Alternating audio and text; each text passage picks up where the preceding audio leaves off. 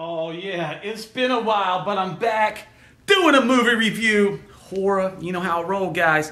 Sorry, it's been a while. Been neglecting my horror side of my channel. I've been working on some great stuff, Collectors of Darkness. Also have my own movie project coming out, which you'll be able to catch soon. Everybody Goes to Hell. Like us on Facebook, pretty please. I'm telling you, we're going to take it back to the slasher, you know, with a paranormal twist to it. I think you're going to like it, guys. Trailer coming soon. Indigo Project coming soon. I teamed with Tim Altoan, of course, the director and writer of Human Virus. Also, 8, the Chosen One, who has the premier YouTube channel on YouTube. Also, he's from American Guinea Pig. Oh yeah, it's bloody, it's gory. I've seen little slices, little tidbits here and there. It looks fantastic.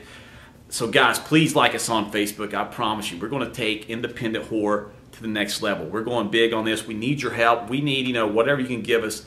$10, we're going to give you the digital copy of the movie, so you're going to get something just for giving us $10 to help out. But anyway, we'll get to all that stuff later. Also been doing a lot of concert footage. You know, if anybody's going to take a camera in and do the artist justice, if you're going to have 1,000 iPhones, Samsung Galaxies, whatever the case may be, recording the artist, singing the songs with that horrible mic that sounds distorted, it's blasted out, I want to bring in a camera with a proper mic and get proper sound to make the artist look good and sound good.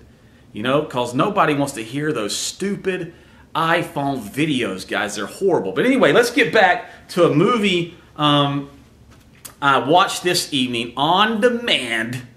I was going through the horror sections, looking through the trailer, seen a couple I was interested in, then narrowed it down by watching the trailer saying, what sounds interesting to me? I don't read anybody else's reviews beforehand, or I try not to.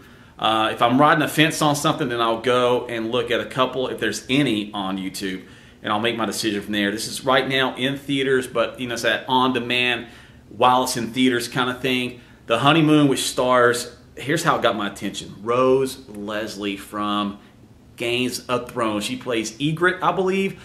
The you know, the warrior princess archer from Beyond the Wall. The savage she is, but she's beautiful. Oh, that beautiful accent. She's Scottish. That fair skin, porcelain, and the red hair. Oh. Guys, there's nothing better than taking a biscuit and sopping up that ginger gravy. It tastes beautiful. Does it taste like strawberries? You got to find out for yourself. If you've never been with a ginger girl, kind of like Asian girls, you know, it is next level, guys. I'm telling you. Don't hate on ginger girls, you know what I'm saying? Because you are missing out. The thing about ginger girls, either they're super hot or they're super horrible. But the super hot ones, bam, worth your while. She doesn't get naked in this, which would have been a plus, but I don't want to sound like a pervert, but I do like looking at titties. I'm going to be honest with myself.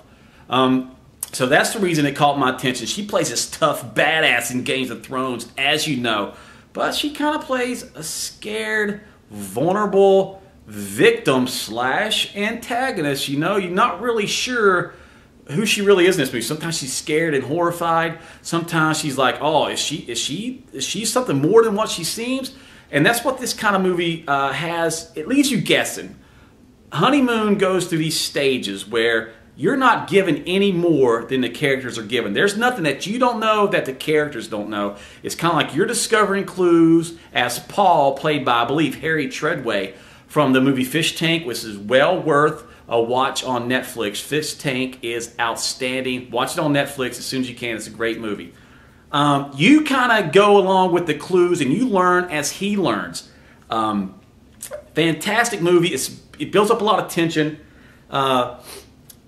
There's not many jump scares, so it's not like Paranormal Activity or Insidious or anything like that where it has these jump scares that's going to come out and get you. It's kind of more like a tense thriller, like Ty West, House of the Devil meets M. Night Shyamalan student film. You kind of get what I'm saying? You're gonna try to think about what's happening as the movie goes along. You're like, oh, is this some redneck assholes fucking with these people? It's kind of like The Strangers, you know, because it has that cabin in the woods movie, but it's not really a cabin in the woods. Not quite. It's a little bit more than that. It has a little bit more depth in those kind of movies. It's not that creepy, oh shit, something's going to get us, kind of like The Strangers. Is it kind of like Stepford Wives? Is it kind of like a slasher movie? stalker movie, you're not really sure till it gets to the very end. And there is some good gore in it. There's only really one big gore scene, but it kind of reminds you of Gina Davis in The Fly. I'll put it like that. I might have gave away a spoiler right there. But no, it's awesome. You're going to love it. The acting's very well. You know, it's two British people, two Scottish British people playing Americans. And what I love about this movie is the opening credits. You get to see it go through some great geography. Right away, I recognized it as Southern Appalachians, and I was right. It's filmed in Hendersonville, North Carolina. A couple of other movies, big-time movies, horror movies were shot there. You might know Cabin Fever, which I believe was shot in Mount Airy, and Evil Dead 2, which is also shot right there in western North Carolina, and Evil Dead 1, which was shot in the Appalachians, but on the other side in Tennessee. So it kind of has that vibe to it. Very beautiful terrain. You got the cabin in the woods. Nobody else is around. Only 4 people in this movie.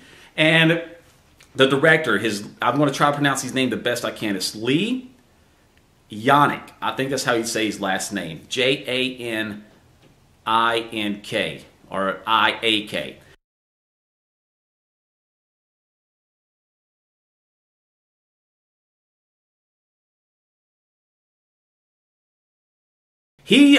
This is his first director, writer credit, but he also worked as an assistant director in the Europa Report, which you can also see on Netflix. Very solid film, which also deals with a limited cast, limited locations, and that's what The Honeymoon is all about. Limited cast, limited locations. You feel like they are in solitude. You feel like they're alone during this movie. There's not many people around. There's no help. Of course, they establish very clear, you know, kind of innocently that, oh, you're going someplace, you know, off the grid, horrible cell service. So they kind of, you know, that's a hard thing to do in horror movies nowadays, is to rule out that you're going to have a cell phone to save you. And you got to establish that right away, but not in an obvious way, you know, where it's like, oh, it's so gimmicky. They do it in a nonchalant sort of way, like, oh, right away they're like, oh, we're going someplace off the grid.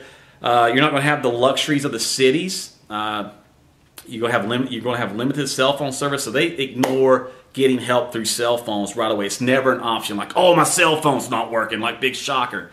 And like I said, you kind of learn as, you know, the people go along, what's happening to them. Has a lot of different elements, has you thinking a whole lot. That's my review of The Honeymoon. It's definitely worth a watch. Is it a brand new Blu-ray buy? No. Is it worth buying on demand? Yes. If you see it on Netflix, by all means, watch the movie. And really the highlight of the movie is you get to see another layer to Rose Leslie, who plays the lead female character in this movie. I mean, I think she's going to be an outstanding actress. And, you know, I can't wait to see more of what she has to offer, because she's played 2 polar opposite characters in Games of Thrones and The Honeymoon, and I'm really pumped to see what she has in store for us. And also the writer-director of this, I'm going to kind of pay attention to him, see what he's got going on in the future, because I'll be pretty excited to see what LEIGH JANIK, that's best I can, you know, you'll see his name, you know, super below me. I'm really looking forward to seeing what he has to offer. So guys, definitely check out The Honeymoon. If you get it for a good price on Blu-ray, definitely worth $7 on demand. And definitely, if you see it on Netflix or Hulu, definitely check out Honeymoon.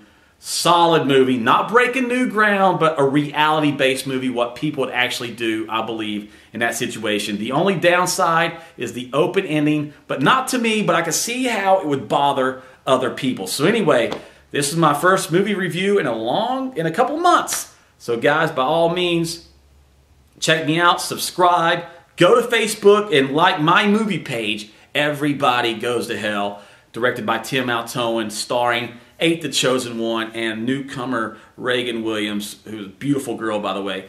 And I'm the producer of it, along with my buddy John Huffine. So by all means, go to Facebook, like our movie, and check out The Honeymoon. Well worth a watch.